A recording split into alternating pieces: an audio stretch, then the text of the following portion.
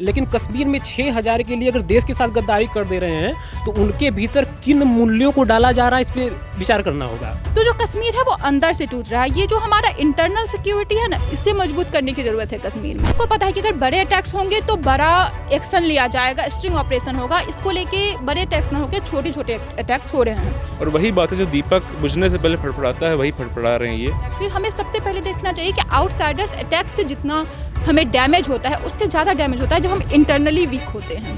देखिए, भारत अगर परेशान हो रहा है ना तो हम लोगों को पाकिस्तान की तरफ नहीं देखना चाहिए। जो बात लेकिन है, आतंकी तो पाकिस्तान से ही आ रहे हैं और इंडियन मैं वही बात आपको समझाने की बात, आप स्कॉलर के नाते समझो ना इस विषय को। मैं ये बताना चाह रहा हूँ कि तुम हारे हो और इसीलिए वहाँ वो टारगेटेड अटैक हो रहा है। आतंकवाद के नाम पे वो लोग बचे हैं जो घुसपैठिए हैं। मतलब ऑर्गेनाइजेशन जो होते थे उनको पाकिस्तान सपोर्ट करता था, तो उनके लिए ये रहता था कि आप खुलेआम करो, उनको डर नहीं था।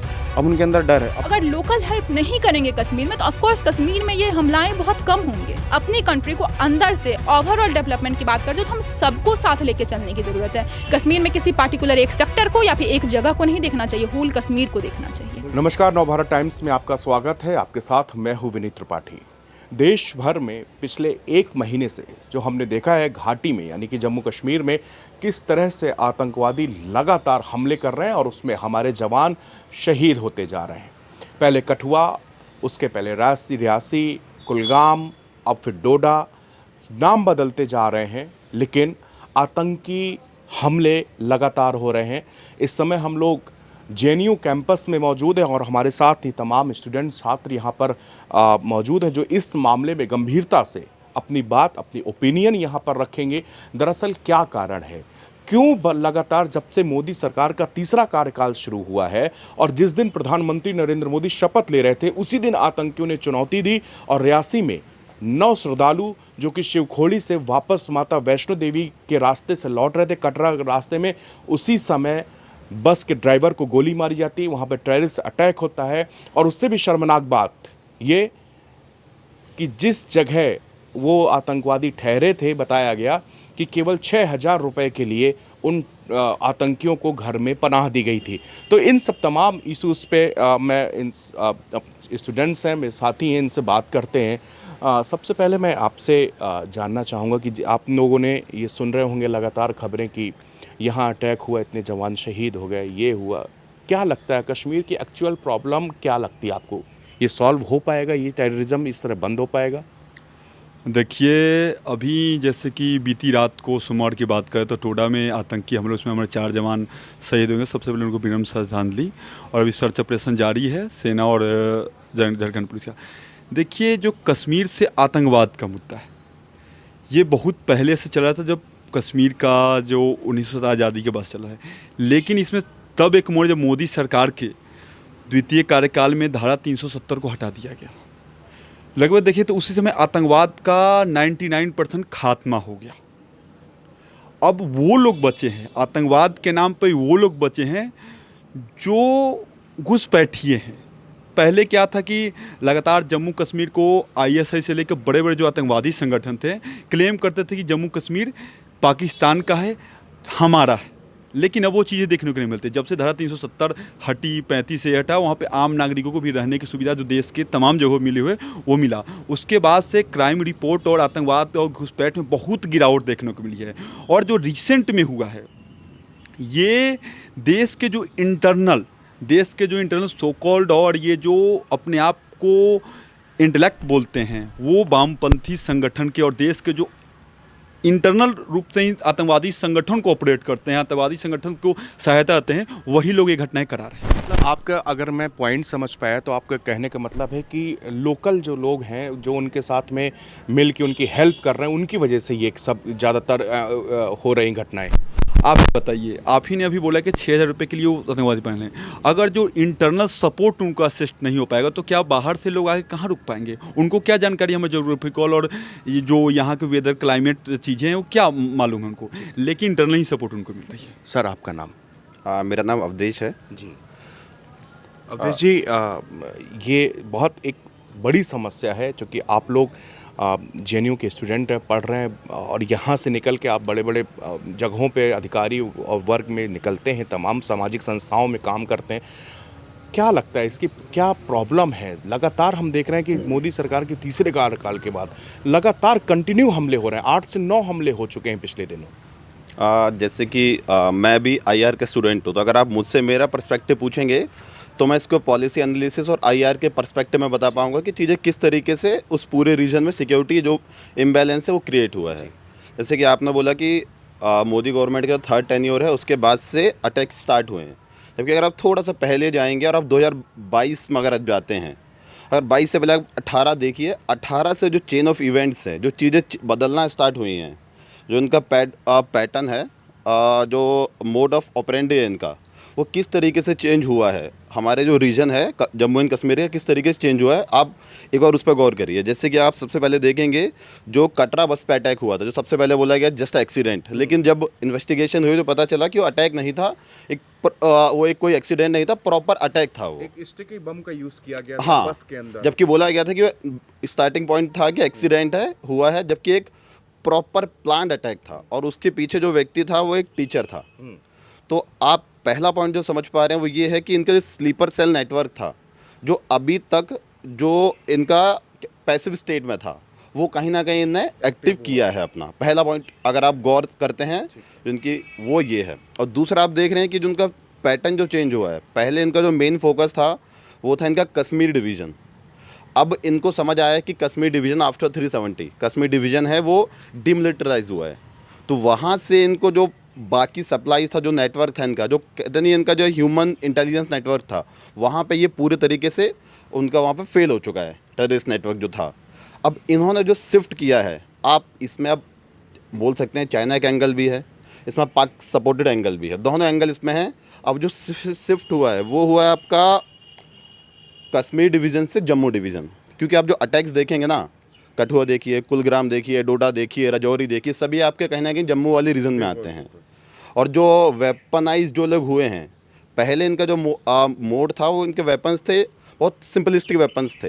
अब आप देखेंगे M4 असॉल्ट राइफल्स जो हैं, हाँ, वो कहाँ से आया है? कहीं ना कहीं उसका जो रूट है, जो आपका अफगानिस्तान में जो US और NATO का जो एक वॉर था, कहीं ना कहीं उससे आप इसके रूट ट्रेस करते हैं कि वहाँ से जो इलीगली सप्लाई किया गया तालिबान नेटवर्क से थ्रू जो पाकिस्तान में, वही आज हम लोगों का जो जम्मू डिवीज़न है वहाँ पर उस चीज़ का इफेक्ट देख पा रहे हैं।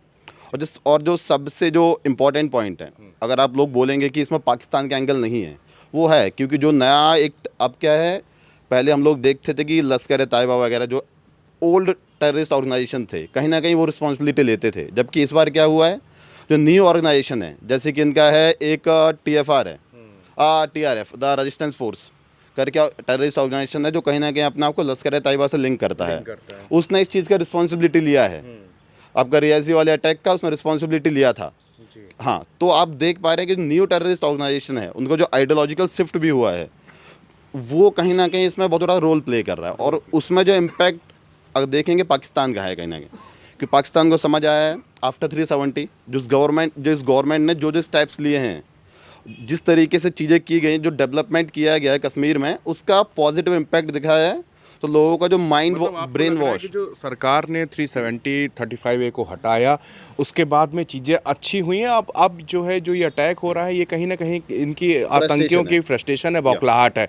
इसमें सरकार अपना जो स्टैंड है वो आप उसका समर्थन करते हैं। और ये लगता है कि कहीं ना कहीं आपसे जानना चाहूँगा कि नहीं लगता कि सरकार की फेल्योरनेस है, ये बार बार इंटेलिजेंस की फेल्योरनेस, और आप कब तक ये कहते रहेंगे कि हम जवाब देंगे, फिर हम जवाब देंगे, लगातार हमारे सोल्जर्स जो है वो शहीद हो रहे हैं?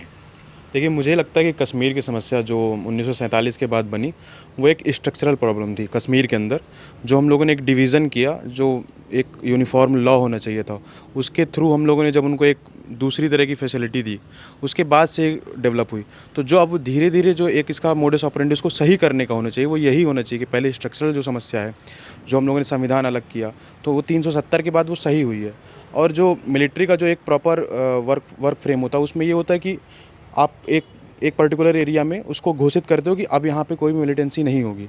तो वो जो जम्मू का रीजन था, वो हमेशा ऐसा रीजन रहा जिसको सेफ सिक्योर माना गया। कश्मीर वैली में ऐसी समस्याएं लगातार होती रही, बट लेकिन जैसे ही 370 हटा, तो जो सेना का जो सेंटर फोकस था वो वैली था।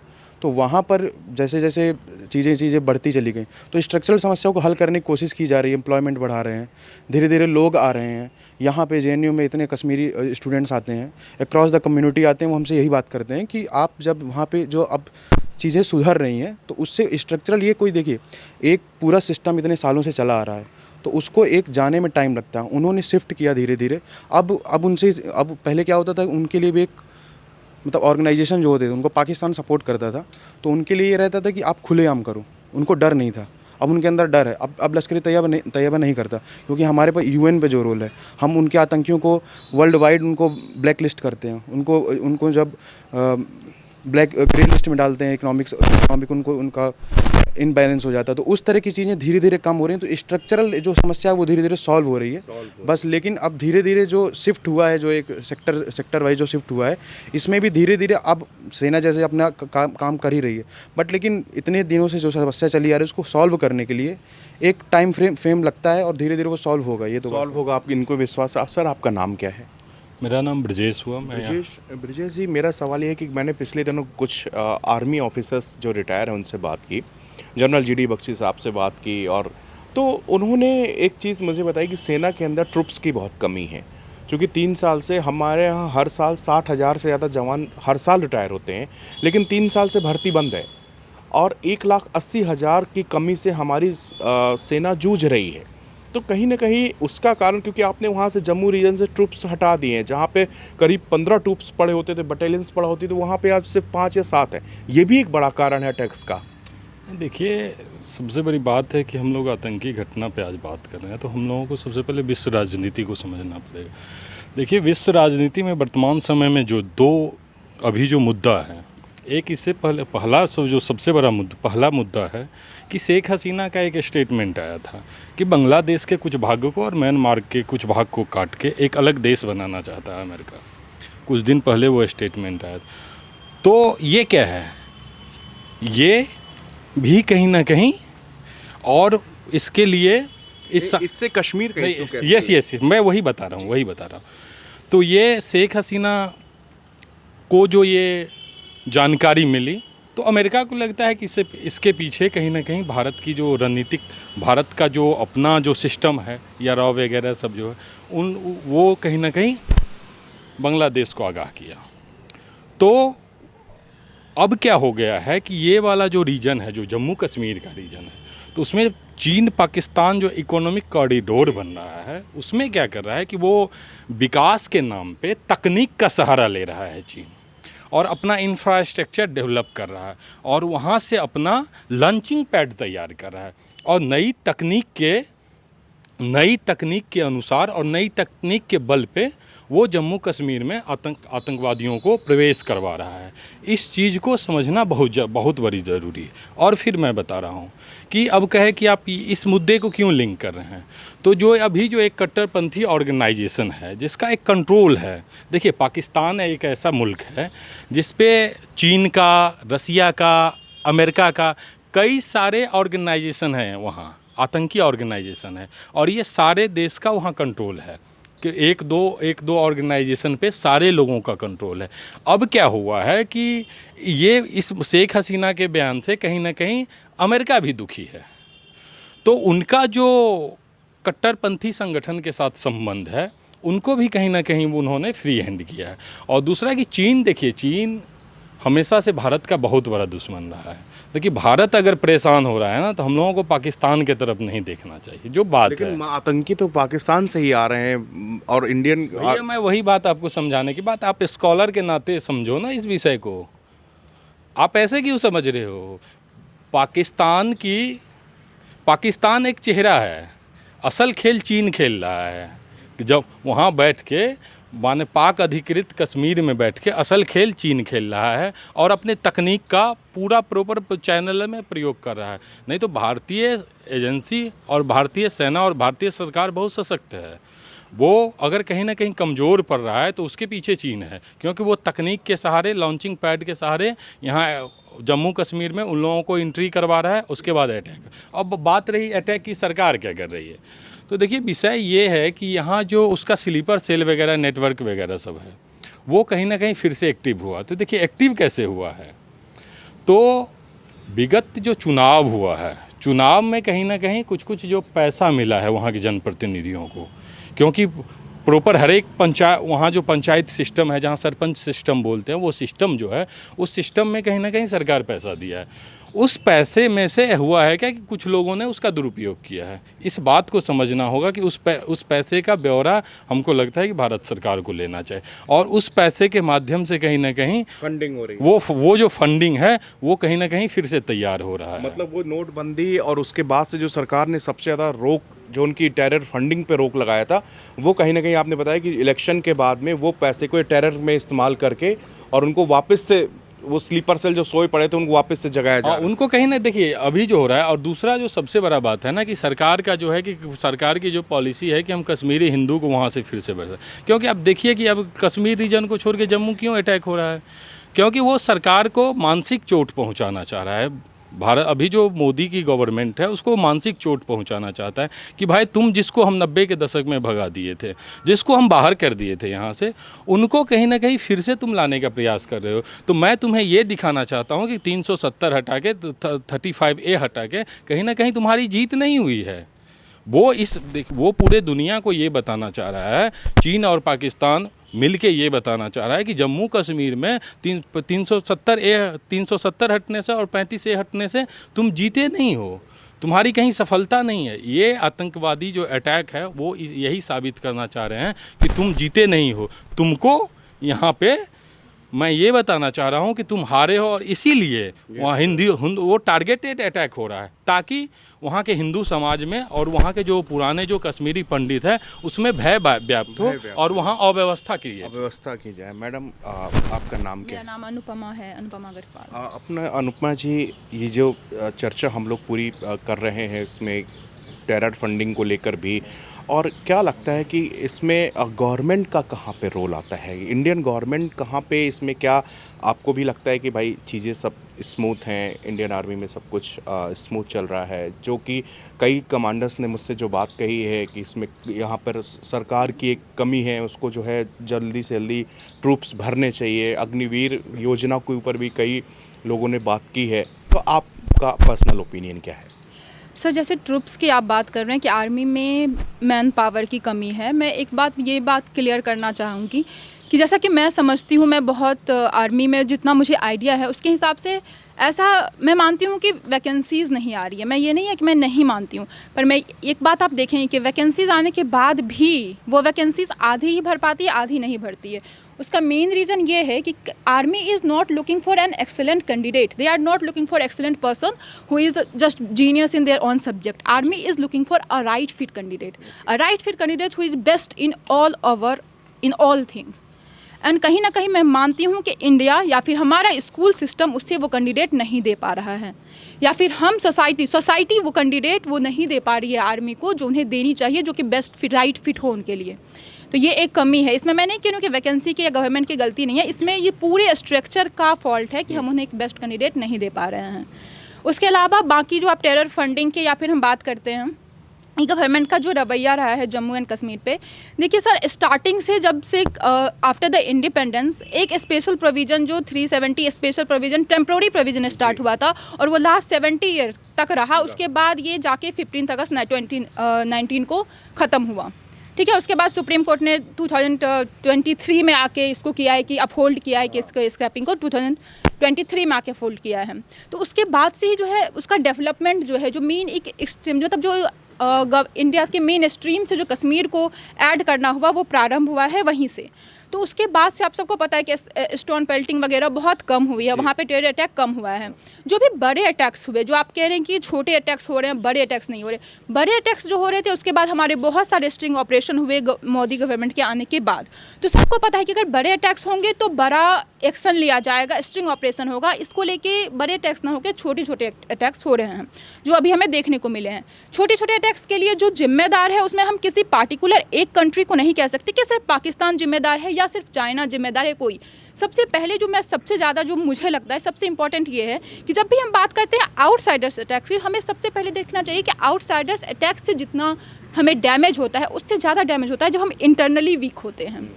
तो कश्मीर जो है ना वो अभी इंटरनली वीक है, चाहे जम्मू हो या कश्मीर हो, वो इंटरनली वीक हो रहा है। वहाँ पे जो लोकल्स हैं वो ना सिर्फ सपोर्ट कर रहे हैं वहाँ के जो टेरर को, कोई भी अगर आउटसाइड से आता है हम उसे सपोर्ट करते हैं। और मैं ये नहीं मानती कि पाकिस्तान से आ रहे हैं या चाइना से आ रहे हैं, ये पॉसिबल हो सकता है कि कश्मीर के अंदर ही स्लीपर सेल हो या फिर कश्मीर के अंदर कोई भारतीय ही ऐसा कर रहा हो। इसमें भी कोई ऐसा नहीं है कि इसमें भी बहुत सोचने की बात है, ये माइट भी पॉसिबल, मैं नहीं कह रही कि ऐसा ही है पर माइट भी पॉसिबल।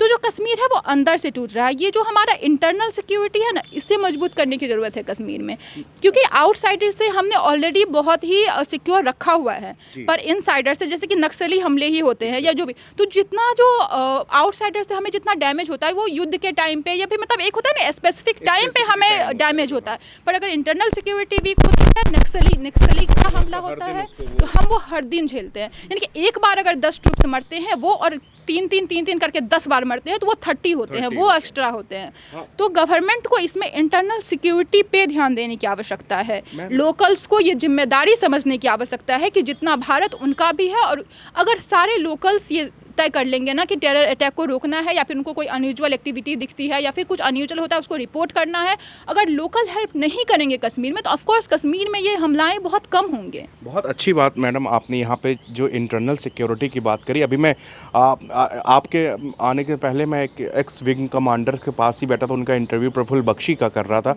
तो उन्होंने भी यही बताया, वो बार बार स्लीपर सेल और उन्होंने कहा कि कौन लोग हैं, कौन पनाह दे रहा है। तो मेरा क्वेश्चन एक ये है अभी आपसे बात करते करते कि जब 370 हटने के बाद डेवलपमेंट हो रहा है, बताया जाता है कि अब लाल चौक कनॉट प्लेस की तरह दिखने लगा है, लोग रात में सेल्फियां ले रहे हैं, पूरी रात लड़के लड़कियां आराम से वहाँ यूनिवर्सिटीज़ के घूम रहे हैं, टहल रहे हैं, खा रहे हैं, पी रहे हैं। लेकिन फिर वो कौन लोग हैं जो अभी भी इस चीज़ से खुश नहीं हैं, कौन लोग हैं उस डेवलपमेंट को पसंद नहीं कर रहे और वो टेररिज्म को चाह रहे हैं कि भाई इधर पे इंटरनल सिक्योरिटी लीक हो, हमारे जवान शहीद हो रहे हैं। देखिए सर, आपने सही कहा कि बहुत अभी एक कश्मीर में डेवलपमेंट हो रहा है, एम्प्लॉयमेंट भी आ रहा है, पर आप दिल्ली को ही देखिए, आप दिल्ली को सीपी तो देख रहे हैं, पर क्या आप दिल्ली में बाकी जगह नहीं देख रहे हैं जहाँ पे एम्प्लॉयमेंट नहीं है? या मतलब मैं बहुत दूर नहीं जा रहा हूँ, आप दिल्ली में ही देखिए, आप दिल्ली में यहाँ मुनीर का JNU देख रहे हैं, आप उधर जाके बाकी बस्तियों को देखिए, आप वहाँ देखेंगे, आप देखेंगे कि वहाँ एम्प्लॉयमेंट की कमी है, वहाँ पैसों की कमी है। वैसा ही तो कश्मीर में भी होगा ना।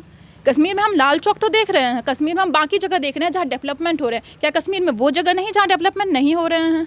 कश्मीर में भी वैसी जगह है जहाँ डेवलपमेंट नहीं हो रही, कश्मीर में भी ऐसा जगह है जहाँ एम्प्लॉयमेंट नहीं है, कश्मीर में भी लोग अभी भी गरीब और भूखे हैं। तो अगर कश्मीर में अभी भी गरीब और भूखे लोग हैं तो उनके अंदर अगर कोई 6000 में, आपने कहा कि 6000 के लिए, तो ऑफकोर्स वो 6000 कोई भी इंसान ऐसे ही 6000 के लिए अपना नहीं दे सकता। ऑफकोर्स उनके पास वो 6000 उनके लिए इम्पोर्टेंट था। तो हमें गवर्नमेंट को एम्प्लॉयमेंट पे या किसी पार्टिकुलर एक सेक्टर पे ध्यान देके या फिर किसी एक जगह पे ध्यान नहीं देना चाहिए, बल्कि ओवरऑल डेवलपमेंट पे देना चाहिए। और कश्मीर में जो आप कह रहे हैं कि कौन लोग हैं, मुझे नहीं लगता कि कोई बहुत हेट करता होगा, या फिर अगर करता भी होगा तो उन्हें समझने की ज़रूरत है और गवर्नमेंट को उनके लिए एक्शन लेने की ज़रूरत है। पर हेट के अलावा जो हम बेस्ट कर सकते हैं वो ये है कि हम अपने आप को, अपनी कंट्री को अंदर से ओवरऑल डेवलपमेंट की बात करते हो तो हम सबको साथ लेके चलने की ज़रूरत है। कश्मीर में किसी पार्टिकुलर एक सेक्टर को या फिर एक जगह को नहीं देखना चाहिए, होल कश्मीर को देखना चाहिए। होल कश्मीर को देखना चाहिए। ये देखिए यहाँ पर इंटरनल सिक्योरिटी की बात बताई मैडम ने, किस तरह से वहाँ पर चूँकि हर रिपोर्ट्स में सामने आता है कि अभी जब कठुआ में हुआ तब उसमें आया कि 24 घंटे पहले पूरी रेकी की गई थी, कॉन्वे कहाँ से निकलता है, कॉन्वे में कितने लोग होते हैं, कॉन्वे असम राइफल्स का है या जम्मू कश्मीर पुलिस का है या अर्धसैनिक बलों का है, ये भी उनको पता होता है। ये भी उनको पता होता है कि आर्मी का व्हीकल में कौन सा व्हीकल जा रहा है, हैवी व्हीकल है जिसमें उनके पास में, तो ये जो इतने डीप नॉलेज है वो उनको पहले से मिलती है और फिर वो मौका देख के उन पर अटैक करते हैं। कितनी बड़ी समस्या है ये इंटरनल सिक्योरिटी देश के लिए और ख़ासतौर कश्मीर के लिए। ये कहीं ना कहीं इंटेलिजेंस फेलियर तो है, और टू बी फ्रैंक मोदी 3.0 में यूपीए 2.0 वाली फील आई है अभी तक में जितना टाइम रहा है, क्योंकि आप मतलब आपके इंटेलिजेंस फेलियर तो यहाँ पे रही है, पर फिर एक विश्वास जगता है कि ऐसा ही बालाकोट से पहले भी हुआ था, जब इतना बड़ा अटैक हुआ था हमारे ऊपर। उससे पहले उरी के टाइम पे ही सरकार ने जवाब दिया था, सेना ने जवाब दिया था। सेना को आप खुली छूट दीजिए, सेना अपने तरीके से निपटेगी। और उन लोगों की बौखलाहट समझ में आती है। जैसे कश्मीर का एग्जांपल लीजिए, 2018-19 में वहाँ की GDP 1.60 लाख करोड़ थी, उसके बाद वो 2.64 हो गई है अभी। तो ये जो एलजी सिन्हा का जो ये कार्यकाल है, टूरिज्म भी बढ़ा है। तो ये जो एलजी के अंडर जो कश्मीर में हुआ, जैसे मार्तन मंडी का रिस्टोरेशन हो गया या शारदा पीठ को खोलना हो गया, तो इन सब चीज़ों से बौखलाहट हो रही है एक तबके के अंदर। उस तबके की बौखलाहट समझ में आ रही है। और राजनाथ सिंह का एक बयान मुझे याद आता है, उन्होंने कहा था कि हम पीओके पे अटैक आम कार्रवाई नहीं करेंगे, वहाँ के लोग हमें आके ज्वाइन करेंगे। तो यहाँ पे हमने लाल चौक पे चीज़ें नॉर्मलाइज कर दी। नाइट लाइफ जैसी चीज़ कश्मीर में कुछ नहीं होती थी, साफ फैजल का स्टेटमेंट था। वैसी चीज़ जब आई तो इनके अंदर बौखलाहट हो रही है। और इंटरनेशनल लेवल पे भी अगर देखें तो चाइना और पाकिस्तान का इकोनॉमिक इंटरेस्ट है पीओके वाले जोन में, वो ग्वादर वाला पूरा जाता है वहाँ से। तो इसको लेके उन लोगों की बौखलाहट ही है एक तरह से। ये एक बौखलाहट है। आपका नाम सर? प्रारब्ध। प्रारब्ध, हम लोग पाकिस्तान पे एक गंभीर विषय पे चर्चा कर रहे हैं कि बार बार ये अटैक्स हो रहे हैं। क्या लगता है सरकार इसमें एक्शन लेना चाहिए? क्या सेना को खुली छूट देना चाहिए? फिर जिस तरह से हमने उनको 2 बार सबक सिखाया है, एक बार हमारी इंडियन आर्मी घुसती है और एक बार हमारी एयरफोर्स घुसती है, तो वैसी ही कड़ी कार्रवाई आप चाहते हैं कि अब सरकार की तरफ से होनी चाहिए? क्योंकि लगातार 1 महीने के अंदर 8-9 अटैक, 40 से 50 जवान शहीद हो जाना, ये नॉर्मल नहीं। एक बड़ा कोई वॉर होता है तब समझ में आता है कि आपके 50 जवान शहीद हो गए, 100 जवान शहीद, लेकिन रोज़ आपके 2-4 जवान शहीद हो रहे हैं। जी देखिए, इसमें सबसे पहले हमको इस पर ध्यान देना है कि 2019 से पहले जब ये 370 हटी थी, उससे पहले कश्मीर की बहुत बड़ी टेरर इकॉनमी थी। और उस 2019 के बाद से जब पाकिस्तान से इधर इन्फिल्ट्रेशन 90% डाउन हो गई, पत्थरबाजी ऑलमोस्ट बंद हो गई, टेरर अटैक्स एकदम कम हो गए थे, तो जो टेरर इकॉनमी के मतलब कि उससे फल फूल रहे थे, वो लोग इससे बहुत ही मतलब कि वो हिल गए हैं पूरी तरह से, उनको इससे दिक्कत हो रही है। और वही बात है, जो दीपक बुझने से पहले फड़फड़ाता है वही फड़फड़ा रहे हैं ये। एक बार लास्ट डिच अटेम्प्ट है इन लोगों की कि कुछ यहाँ पर इंस्टेबिलिटी क्रिएट कर पाएँ। मुझे पूरा विश्वास है कि सरकार इसका मुँह तोड़ जवाब देगी। और इसके साथ ही साथ इस बार जो मालूम चल रहा है कि बहुत ही मोल्स हैं जो कि हमारी अंदर की बात उधर पहुंचा रहे हैं, उन पर भी एक कड़ा एक्शन लिया जाएगा। एक कड़ा एक्शन लिया जाएगा। आपसे मैं जानना चाहता हूं कि जिस तरह से आप हम लोग बहुत आसानी से कह देते हैं कि भाई पाकिस्तान से युद्ध कर लेना चाहिए, लेकिन ये इतनी आसान चीज़ नहीं है, क्योंकि आपके ऊपर पूरा इंटरनेशनल प्रेशर होता है, यूएन बैठा हुआ है। लेकिन क्या इसी तरह से चीज़ें चलती रहें तो या तो फिर हम हर हफ्ते हर महीने अपने जवानों को जो किलोमीटरों दूर कब से अपने परिवार से दूर रह के हम लोगों की हिफाजत कर रहे हैं, लेकिन यकीन मानिए जब वो ब्रेकिंग न्यूज़ में चलता है कि फिर अटैक और 5 जवान शहीद, तो एकदम रूह काँप जाती है। सोचिए कि उनके घर का सोच के, उनके बच्चों का सोच के, तो क्या यूं ही चलता रहेगा? नहीं, बिल्कुल हमें पर ये देखना होगा, जैसे ये अटैक्स हुए या हम पहले से ही देखें, जैसे कश्मीर में जो टेररिज्म का मुद्दा है वो नया नहीं है, 1940 आज़ादी के बाद से ही है। पर ये देखना होगा कि पैचेस में ये अपने पीक पे पहुंचा, चाहे वो 90s में हो जब कॉलोनियल गवर्नमेंट, वो कॉलोनियल नहीं सॉरी, जब सरकारें थीं जिनमें बहुमत नहीं थी, हाँ अस्थिर सरकारें थी। और इस समय फिर देखें जैसे 14 से लेकर 19 तक ठीक था, वेल एंड गुड, जब गवर्नमेंट स्ट्रांग थी उतना उस तरीके का नहीं हुआ। फिर 19 के बाद तो फिर ख़त्म ही कर दिए इन्होंने। पर फिर जब ये गवर्नमेंट आई ना, पिछले 1 महीने से देखें, इसके पास उतनी बहुमत नहीं है, सब जानते हैं, कमज़ोर गवर्नमेंट है कह सकते हैं, पहले इतना स्ट्रांग नहीं है। तो जो अभी तक टेररिस्ट है पहले थे, उनको भी अब लगने लगा कि हमें भी टेस्ट करने की जरूरत है। अभी तक हम 10 साल से बैठे हुए थे, कुछ नहीं कर पा रहे थे, गवर्नमेंट स्ट्रांग थी, एक्शन तुरंत होते थे चीज़ों को लेके। पर अब जब गवर्नमेंट स्ट्रांग नहीं है, हम देखना चाहते हैं कि क्या होगा, मतलब चीज़ों को लेके। तो आपको लगता है जैसे कि पूर्ण बहुमत की सरकारें जब होती हैं तो एक राजनीतिक इच्छा शक्ति मजबूत रहती है, कि मतलब आप एक्शन लेने पे खुले रहते हैं, फ्री हैंड रहते हैं, लेकिन अभी अगर आपको कुछ एक्शन लेना है तो आपको एक तरफ सरकार की भी सोचना पड़ेगा। नहीं, अभी हम देख लें, कोई भी एक्शन लेना हो, जैसे अग्निवीर पे फिर से डिस्कशन स्टार्ट हो गए। अब ये मैं उस पर नहीं जाऊँगा वो सही है गलत है, पर इम्प्लीमेंटेशन इससे और डिले ही होगा, चाहे उस पर आगे चल के कुछ भी हो। इम्प्लीमेंटेशन डील पिछले आपने खुद ही बताया 3 साल से पिछले रुकी हुई है भर्ती। कोविड का उस समय बताया गया कि कहा गया कि कोविड के कारण हम इन्फेक्शन, फिर अग्निवीर योजना ही आ जाती है। तो जब स्ट्रांग गवर्नमेंट होती है, चाहे अगर 2000 वो देखें जब बालाकोट वाला हुआ था, अगर स्ट्रांग गवर्नमेंट ना होती तो क्या हम वो ले पाते? उससे पहले कभी नहीं हुआ। उसका मेन कारण यही था कि गवर्नमेंट स्ट्रांग थी, इस वजह से हो पाया। हम चाहे 1971 जब बांग्लादेश का, उसमें भी स्ट्रांग गवर्नमेंट थी। तो मेरा ये मानना है कि अगर गवर्नमेंट स्ट्रांग होती है, डिसीजंस जल्दी और बेहतर ले पाती है। तो आप लोग ये हमारे साथ में तमाम साथीगण हैं, एक साथी हमारे साथ यहाँ पर मौजूद हैं। सर, ये जिस तरह से कश्मीर और अभी बाकी साथियों से हम लोग चर्चा कर रहे हैं, सब ने बहुत अलग अलग बातें और बहुत महत्वपूर्ण बातें सभी हमारे स्टूडेंट साथियों ने करी है। आपसे जानना चाहता हूँ, अगर मान लीजिए कि कहा जाता है कि भाई मजबूत सरकार का जिक्र जो अभी एग्जाम्पल भी दे रहे हैं, आपको भी लगता है कि जब सरकारें पूर्ण बहुमत से होती हैं, मजबूत होती हैं, तो उनको फैसला लेने में कोई दिक्कत नहीं होती? और अभी जो 1 महीने के दौरान हो रहा है, ये इसी कारण से है क्योंकि इस बार सरकार ना पूर्ण बहुमत से नहीं है और सरकार कोई बड़े फैसले भी नहीं ले पा रही है। देखिए, मोदी सरकार जब आई थी 2014 में, तो उससे पहले जो यूपीए की सरकार थी, उस वक्त मोदी जी कहा करते थे कि हमारे सेना के सिर काट के पाकिस्तान के या फिर आतंकवादी लेकर चले जा रहे हैं। भारत की जनता ने उनका समर्थन किया, उन्हें पूर्ण बहुमत दिया, वो आए। वो आते हैं तो जो आतंकी गतिविधियों पर रोक लगती है। कश्मीर पे इनका जो पार्टी का मत था वो दिखाते हैं, उसको ज़मीन पे उतारते हैं और बताते हैं कि हमारा क्या विचार है, ठीक, और आतंकी गतिविधियों पे रोक लगती है। लेकिन अभी हाल ही में हम जो चीज़ें देख रहे हैं कि आपने बोला कि पूर्ण बहुमत की सरकार नहीं है। मेरा ऐसा मानना है कि दल कोई भी हो, वो राष्ट्र के साथ समझौता नहीं करेगी। राष्ट्रीय मुद्दे पे सभी दल एक हो जाएंगे। अगर हमारे देश के सैनिकों का कोई सर काट के ले जा रहा है तो कोई भी ऐसा दल नहीं सामने आएगा जो बिल्कुल, राजनीति अपनी जगह है लेकिन देश सबसे ऊपर है। अभी जैसे अनुपमा जी बता रही थी कि इंटरनल पॉलिटिक्स और इंटरनल हमारे जो सिक्योरिटी है और बाहर का, जनरल बिपिन रावत ने कहा भी था कि हम ढाई मोर्चे पर लड़ रहे हैं। वो बयान उनका बड़ा हाँ वो काफ़ी चला था, बहुत प्रचलन हुआ ठीक है, था कि हम 2.5 मोर्चे पर लड़ रहे हैं। तो अब ये जो जैसे मोहम्मद जैसे या फिर लश्कर तैयबा जैसे संगठन हैं, वो बने किस आधार पे हैं? 6000 में जो हत्याएं हो रही हैं, देश के कई ऐसे स्टेट्स हैं जहाँ पे लोग कर देते हैं, लेकिन उनसे कहिए कि तुम देश के साथ गद्दारी कर दो, शायद वही स्टेट के लोग तैयार न हों। लेकिन कश्मीर में 6000 के लिए अगर देश के साथ गद्दारी कर दे रहे हैं तो उनके भीतर किन मूल्यों को डाला जा रहा है, इस पर विचार करना होगा। और उन मूल्यों को डालने वाले लोग कौन हैं और किन आधार पर डाल रहे हैं, उस आधार पर भी हमें निपटना होगा। ये मजहबी आधार हो सकता है, मैं खुल के करने में कोई दो राय नहीं है कि मजहबी आधार पे वो डिवाइड करना चाहते हैं।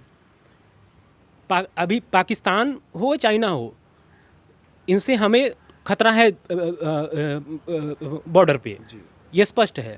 अगर एक भारतीय होने के नाते सोचा जाएगा तो करारा जवाब दे देंगे पे कोई विश्वास नहीं करेगा। एक सैनिक मारा जा रहा है, 10 सैनिक मारा जा रहा है, वह गोली पूरे भारत के लोगों पे चल रही है। हमारा स्पष्ट मत होना चाहिए। जैसे मोदी जी ने सर्जिकल स्ट्राइक किया था, यहाँ का देश का जवान, देश का प्रत्येक नागरिक चाहता है कि हमारे सेना के साथ जो इन्होंने कायराना हमला किया है, ये अपने आप को कश्मीर टाइगर्स कहते हैं लेकिन हैं वास्तव में गिदड़। इन्होंने जो कायराना हमला किया है, इसको मुंह तोड़ जवाब देना चाहिए सरकार को, और बता देना चाहिए कि भारत वही भारत है जब मोदी जी आए थे, आंखों में आंखें डालकर बात करने की बात करते थे, अभी भी वह आंखों में आंखें देखकर डालकर बात करना जानते हैं। ये मोदी जी को बताना पड़ेगा। हम लोग जेएनयू में बातचीत कर रहे थे, तमाम स्कॉलर्स हैं, स्टूडेंट हैं, यहाँ पर डिफरेंट इतिहास के स्टूडेंट हैं, इसमें कई अलग पढ़ाइयाँ यहाँ से पढ़ रहे हैं। और इन्होंने जो कश्मीर मामले में, जो कि पिछले 1-1.5 महीने से हम लगातार देख रहे हैं कि किस तरह से कश्मीर के अंदर हमलों पर हमला हो रहा है, वहाँ पर बार बार ये खबर आ रही कि हमारे जवान लगातार शहीद हो रहे हैं। तो इन सब मसलों पर क्या एक ओपिनियन था, स्कॉलर्स ओपिनियन, इन स्टूडेंट्स का, छात्रों का? इन्होंने हर एक क्षेत्र के बारे में अपनी बात रखी। एक छात्र हमारे साथ, एक और जो हमको थोड़ा लेट ज्वाइन कर रहे हैं, लेकिन इनसे हम बात करेंगे और फिर से मैं इस चर्चा को फिर हम इनसे बात करके यहाँ पर ख़त्म करेंगे कि क्या आपको लगता है कि जिस तरह से तमाम आप चर्चा में, आधी चर्चा में शामिल हुए थे, आपने तमाम स्कॉलर्स यहाँ पे स्टूडेंट्स के ओपिनियंस को सुना है, आपका इसमें मामले में पर्सनल ओपिनियन क्या है? सबसे पहले मैं अपने वीर जवानों की शहादत पे उन्हें नमन करना चाहता हूँ। इसको मैं बहुत निकटता से महसूस कर सकता हूँ। मेरे पिताजी भी आर्मी में थे, 3 गोलियाँ आतंकवादी मुठभेड़ में लगी थी। जैसा कि आप सब में मतलब सबने अपनी अपनी राय दी, आतंकवादी मुठभेड़ में 78 जवान अभी तक शहीद हो चुके हैं, लगभग 1-2 महीने के अंदर। तो मैं ये कहना चाहूँगा, इजराइल में मोसाद जैसी इंटेलिजेंस भी फेल थी, हमारे यहाँ भी फेलियर हुआ है इंटेलिजेंस का, लेकिन वहाँ पर लोकल लोगों का जब तक हमें सपोर्ट नहीं मिलेगा तब तक ऐसी फेलियर्स होती रहेंगी। पहले भी कई सारे अटैक्स हुए थे, उसमें सर्जिकल स्ट्राइक जैसे बड़े फैसले लिए गए थे। 370 आर्टिकल हटने के बाद, 35A हटने के बाद वहाँ पर शांति व्यवस्था एक बार स्थापित हुई थी, सभी लोग जान रहे हैं। सरकार ने बढ़िया बढ़िया फैसले भी लिए थे, जैसे सर्जिकल स्ट्राइक हो गए और बहुत सारे फैसले थे। सरकार को इस समय ऐसे ही फैसले लेने की ज़रूरत है, लेकिन पहले वहाँ पर कुछ जिहादी मानसिकता के जो लोग हैं, जैसे वैष्णो देवी पे अटैक हुआ था इस्लाम के नाम पे, नारे लगाते हुए और इस्लाम के नाम पे वो अटैक हुआ था, उनकी मानसिकता के बदलने के ऊपर भी सरकार को थोड़ा विचार करना चाहिए और शक्ति और प्रेम दोनों की नीति अपनाते हुए वहाँ के लोगों का विश्वास जीतना चाहिए, जैसे कुछ समय 370 और 35A हटने के बाद हुआ था। और सरकार को कुछ ऐसी नीतियाँ बनानी चाहिए, जैसे इजराइल में मोसाद फेलियर हुआ, उसके बाद हमास जैसे आतंकी संगठन पे कैसे इजराइल ने कंट्रोल किया, सभी को पता है। ठीक इसी प्रकार सरकार को भी कुछ ऐसे, जैसे पहले मोदी जी एकदम सही ऐतिहासिक फैसले लेते थे, 2019 के पहले सरकार थी, उसी हिसाब से उन्हें इस बार भी फैसले लेने चाहिए। लेकिन ये लगता है कि इजराइल और हमास एक मसला अलग है, और इजराइल हमास में क्या कर रहा है वहाँ पर, चूँकि पूरी दुनिया की नज़रें, एक दिन सोशल मीडिया में सब ऑल आइज ऑन राफा भी ट्रेंड हुआ था क्या से, तो मुझे लगता है कि उन चीज़ों को उस तरह से देखना, कश्मीर और भारत के इशू के वो इंटरनल इशू है, वो दूसरा इशू है, तो मुझे लगता है कि इसको मिलाना नहीं चाहिए। लेकिन आपका जो मानना है कि मोसाद जैसे फेल हो गया और वहाँ पर अटैक हो गया, वहाँ यहाँ के इंटेलिजेंस भी फेल हो रहा है। मैं सिर्फ इजराइल को इसलिए मिला रहा हूँ क्योंकि वहाँ पर इंटेलिजेंस फेलियर हुआ था मोसाद, ठीक इसी प्रकार हमारे यहाँ भी इंटेलिजेंस फेलियर हुआ है, तभी 78 जवान शहीद हुए हैं। इतना जल्दी अटैक हुआ है आतंकवादी। 4 बार हमारे जवानों ने मतलब इनकाउंटर भी किए हैं, कई आतंकवादी मारे भी गए हैं मुठभेड़ में, ये भी देखना चाहिए। लेकिन इंटेलिजेंस फेलियर है, तभी 78 जवान शहीद हुए हैं, इसको मानना चाहिए। और सरकार को इंटेलिजेंस पे और वहाँ के लोगों पे, दोनों पे सख्ती के साथ और प्रेम के साथ काम करना चाहिए। वहाँ के लोगों को मिलाना चाहिए। ये इनसे इन्होंने बताया कि वहाँ के लोगों का विश्वास जीतना पड़ेगा, वो प्यार से उनको, या तो क्योंकि लगातार ये आ रहा है लोकल इनपुट, आखिरकार ये कब तक लोकल इनपुट के नाम पर, और फिर हमारे जवानों की शहादत यूं ही होती रहेगी। फिलहाल इस कार्यक्रम में इतना ही। देश और दुनिया की तमाम खबरें देखने के लिए बने रहिए नवभारत टाइम्स के साथ।